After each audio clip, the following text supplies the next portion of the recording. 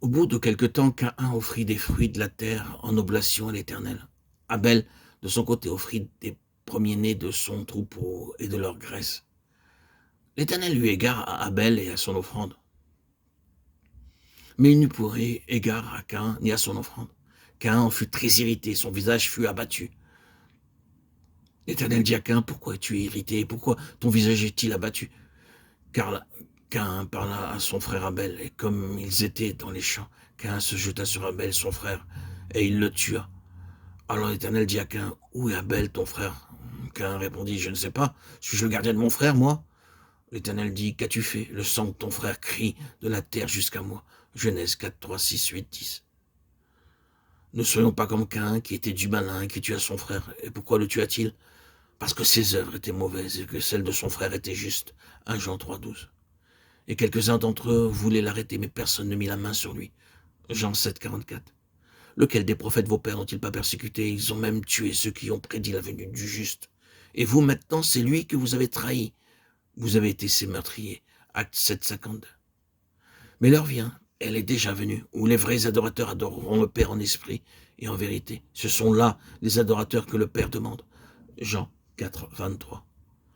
La loi de l'esprit de vie m'a affranchi en Jésus-Christ de la loi du péché et de la mort. Romains 8, 2. Dans notre méditation précédente, nous avons été amenés à tenir compte de cette expression de la loi de la vie.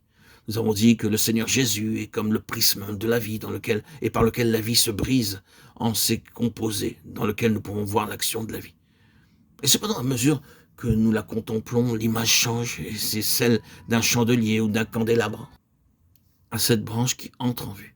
Et nous le voyons avec une racine et un tronc central duquel sortent des deux côtés les 6 branches qui en sont une partie.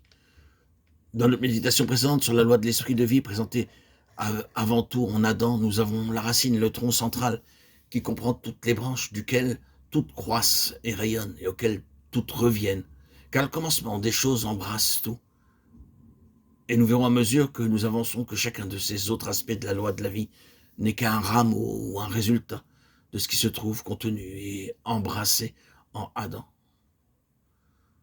Nous disons cela à cause de l'unité du tout, de l'unité des parties. Cette unité est une chose très remarquable et très merveilleuse.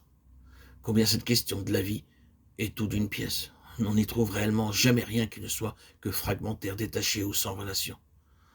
L'on ne peut jamais traiter un de ces aspects comme s'il était une fin en soi. Une chose conduit à une autre, et cette dernière nous ramène à la précédente, de sorte que tout le temps on ne s'occupe que de la même chose, qui se développe cependant. Cela peut n'être pas très clair, ni très compréhensible maintenant, mais à mesure que nous avancerons, nous verrons ce que nous voulons dire.